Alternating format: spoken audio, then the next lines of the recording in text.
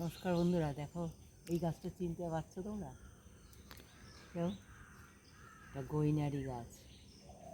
দেখো খুব ভালো করে, যা শরীর মনকে এই শাক সতেজ রাখে আর ভীষণ ভালো এই শাক খাওয়া। দেখো এই শাকগুলো আমি কচি কচি এই ডগা থেকে এই শাকগুলো আমি তুলে নেব। দেখলে আমি এই শাক তুলে নিয়ে এসেছি, গৈনারি শাক। হ্যাঁ, আজকে একদম অন্যরকমভাবে রান্নাটা করব।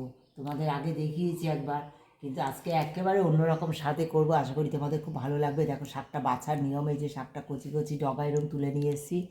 হ্যাঁ, এই যে শাকটা দেখো, পাট শাক ঠিক যেমন খেতে একদম অনেকটাই ওরকম পিছলা পিছলা হয়। আর এরকম পাট শাক যেরকম মাঝখানে শিরাটা ফেলে দিতে হয় না, ঠিক এই শাকের এরকম পাট শাকের মতো মাঝখানের শিরাটা এরকম ফেলে দিয়ে এইভাবে বেছে নেবো আমি। শাকগুলো এই পাশ ওপাশ পোকা দেখে নিয়ে বেছে নেব। খুব ভালো, গরমে এত ঠান্ডা শাক, মানে দারুণ ঠান্ডা এই শাকটা, শরীরের জন্য ভীষণ উপকার। অনেক রকমভাবে সুগার, প্রেশার, নানা রকম সমস্যায় সমাধানকারী, পেটের অসুখে সমাধানকারী একটা শাক এটা।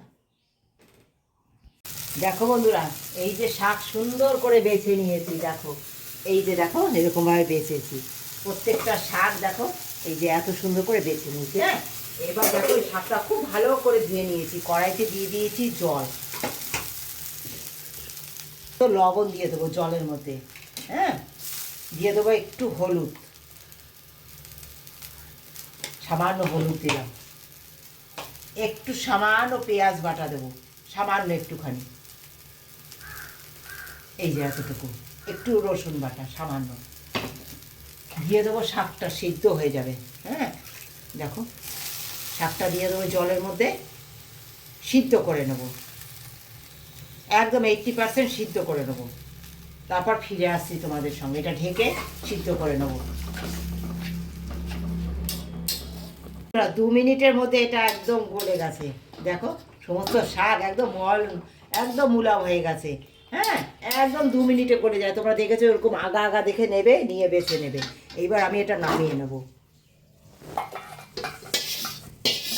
অবশ্যই তোমাদের বাড়ির লোকজন অবশ্যই সেইভাবে তোমরা অনেকটা পরিমাণ করতে পারো। আমার দিয়ে দেবো এবার তেল, অল্প তেল। শাকে খুব বেশি তেলের প্রয়োজন হয় না। তোমরা যদি মনে করো যে একটু শাকে বেশি তেল খাবে, অবশ্যই খেতে পারো, কিন্তু আমি একটা গরমের সময় একটা হেলদি রেসিপি এটা। হ্যাঁ, শরীরকে ঠান্ডা রাখে এই শাক, তাই এই একদম কম তেলে আমি এই রান্নাটা করবো, একটা হেলদি রেসিপি। হ্যাঁ, আমি একটা গোটা শুকনো লঙ্কা দিয়ে দিচ্ছি একটু ফাটিয়ে নিয়ে, একটা শুকনো লঙ্কা,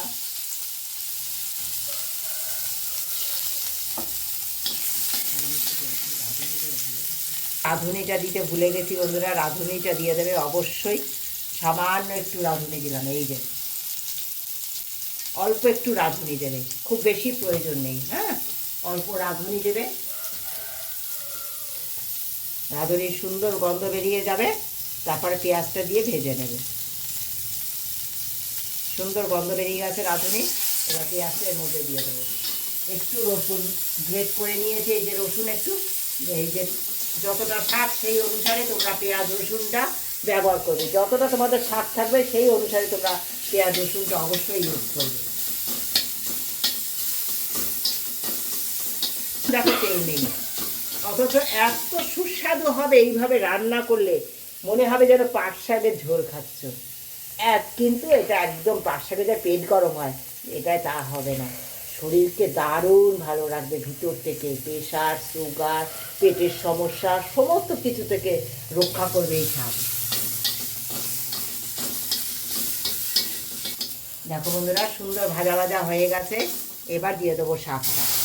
এরপর একটা সিক্রেট একটা জিনিস দেবো, যেটা সাধারণত মাছে অনেকে খায় না। হ্যাঁ, মাছ সাধারণত শাক অনেকে নিরামিষই খাও, কিন্তু আমি একটা জিনিস দেবো, সঙ্গে থাকো। দেখো কী দেই, এই যে ভেজে নিয়েছি মাছ, সেই মাছ থেকে আমি ভেজে নিয়েছি, আর সেই মাছ থেকে একটু মাছ ছাড়িয়ে নিয়েছি। এই মাছটা দিয়ে দেবো, ভেজে রাখা এই মাছটা দিয়ে সুন্দর নাড়িয়ে দেবো। হ্যাঁ, আর একটু টুকরো মাছও দিয়ে দেবো।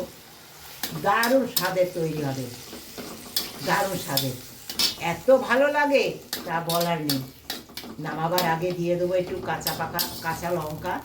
তোমরা দেখেছো আগে কাঁচা লঙ্কা দেইনি আমি চেরা, কারণ এটা কি বলো তো, খুব বেশি ঝাল খেতে নেই, গরমে বেশি ঝাল খেতে নেই, তাই আমি কাঁচা লঙ্কা তখন ইউজ করিনি। তোমরা যদি ঝাল খেতে চাও অবশ্যই ঝালটা ইউজ করো, হ্যাঁ, কিন্তু আমি ঝাল বেশি পছন্দ করি না।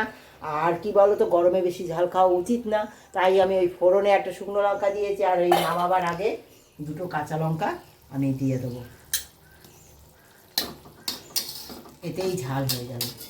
কেমন লেগেছে রেসিপিটা? একটা ওই যে ঢেকে একটু সময় রেখে দেবো মাছটা সিদ্ধ হওয়ার জন্য। গ্যাস অফ করে দেবো বন্ধুরা, গ্যাস একদম অফ করে দেবো, এতেই আমার সব কিছু সিদ্ধ হয়ে যাবে, রান্নাটা কমপ্লিট হয়ে গেছে। কেমন লেগেছে একটা কমেন্ট দিয়ে জানিও। রেসিপিটা একবার এই গরমে তৈরি করে খেও, শরীর সুস্থ রাখতে, ভালো রাখতে। আর ভালোবাসা দিয়ে যারা পুরো ভিডিওটা দেখেছো তাদেরকে অনেক ধন্যবাদ, অনেক ভালোবাসা। তোমাদের ভালোবাসা পাচ্ছি প্রতিদিন প্রতিদিন, তাই তো এগিয়ে যেতে পারছি তোমাদের সেই ভালোবাসার শক্তিতে, এইভাবে পাশে আছো বলে। বন্ধুরা 1 চিমটি চিনি দিলাম, তোমরা যদি স্কিপ করতে চাও স্কিপ করতে পারো, হ্যাঁ।